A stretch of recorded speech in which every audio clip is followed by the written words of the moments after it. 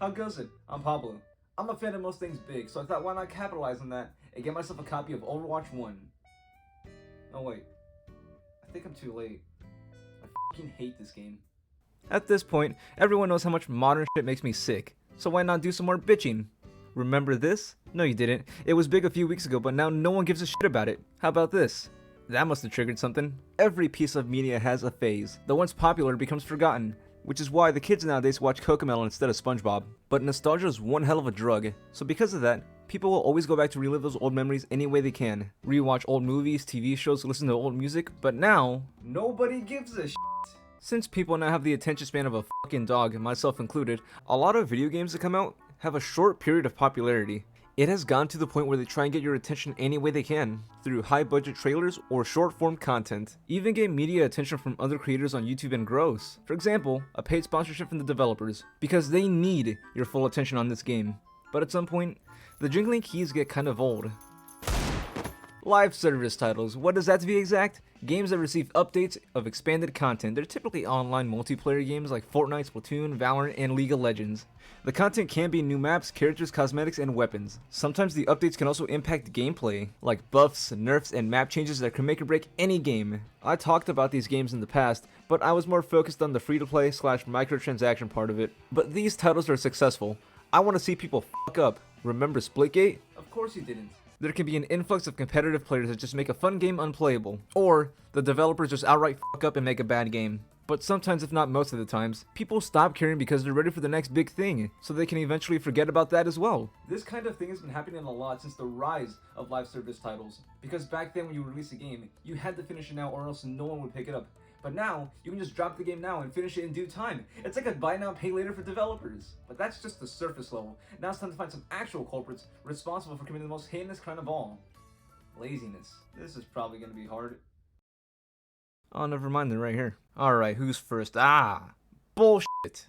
The Fallout series has always been a popular franchise when it comes to the post-apocalyptic genre with RPG elements. I've heard nothing but great things about this series, but they always tell me to stay away from Fallout 76. Fallout 76 is an online multiplayer game that takes place in the world of Fallout, but where the game really fell flat in its face was with the PvP. It's not only bad, but there's also no sense of threat since both players have to touch gloves before a fight. It's useless, this game is lame, the UI looks like shit, and also, how did they lose track after 4? Where did the 76 come from? You know, I have a great idea for the name of this game. Now, let's get controversial here. Who the fuck did this? Since the original Xbox, a timeless classic has and always will be Halo. But it hasn't been the piss stain it's always been now. Ever since Bungie decided to put down the series and move on, Microsoft couldn't handle that. So, they created a studio to keep the Halo series going, 343 Industries. Now, I don't own an Xbox, I never plan to, but I've heard nothing but negative things about the newer Halo titles. But with Halo Infinite, the Halo series was about to be sick. They fucking fumbled! What the fuck is this? I've heard great things about the story, but the online multiplayer is where the game completely failed. There's no content! So everyone who played it on launch has put it down, and since then, not even give it a flinch of attention. And for so long, everyone has been asking for new content, but they just can't deliver. And the game has been out for almost 3 years. Not even. And after all this time, they're just now adding new content to make the game worth it. What the fuck is happening? Death. You know what's worse than an online live service game?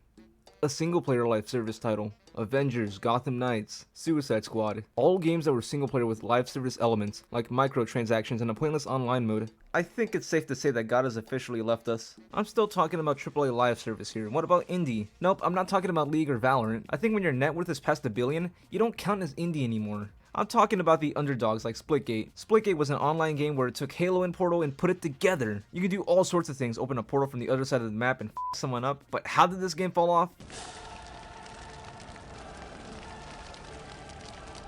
Absolute sweats to just come in and make a super casual game competitive. From what I saw, the game is still pretty much in service. It's just not as big as it once was when it launched, because all the people that play the game are just super competitive and just ruin the fun. It's the same fear that I have with games like BattleBit. This is a blocky style Battlefield / Call of Duty game, but it's actually good. This game launched with so much content and introduced the mode of 127 versus 127, 254 players on one big map that can all communicate through proximity chat.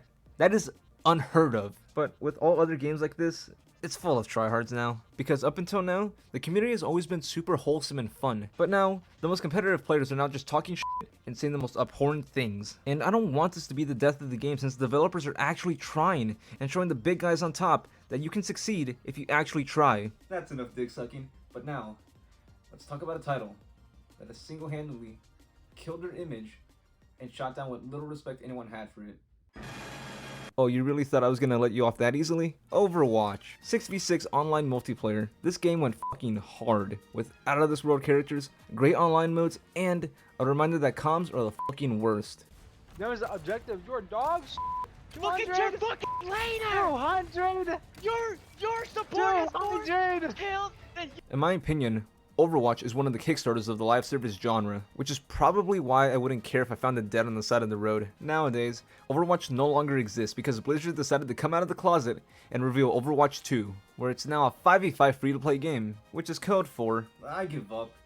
And during this time, Blizzard's career was super f***ed. Not for any particular reason, just literal crimes against humanity. I'm not gonna talk about the case itself, because it's super disgusting. I just can't. So why not finally release Overwatch 2? They've been getting drunk and assaulting people for the last 4 years making this game. Now, everyone give a big warm welcome to Strep Throat. This game was always hyped up to be their prodigal son, the reason why this game would be called a sequel. A sequel so good, you'd have to give Blizzard your wife and kids. But I wouldn't recommend that. But it's in this video, so guess what the developer said? I give up. Overwatch 2 on launch was a fucking mess. All they did was put a 2 and launch it. And once again, owning this game physically doesn't fucking matter anymore.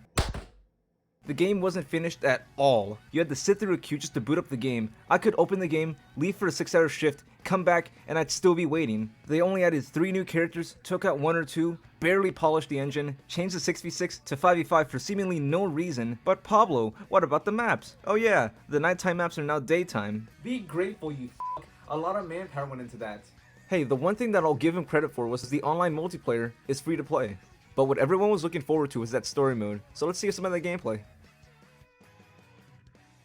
Blizzard, why does everything you touch turn to garbage? In May of 2023, some higher-ups at Blizzard announced that the story mode will be scrapped, and missions will be launched over the course of the year. Their reasoning was that it was too complicated to make and they could only dream of it, but not develop it. So they basically wanted to draw something, couldn't figure it out, so they just gave up. They were surprisingly honest here, no punches were pulled at all. You have been cheated and lied to. And they had the guts to say all of this to Overwatch players. If you even look at them wrong, you're f***ed. Me personally, I don't think they should live this down. They hyped this up for so long just to scrap it and give us a skeleton of what it was supposed to be. They're a big company, merged with another big company that owns one of the biggest IPs in the world.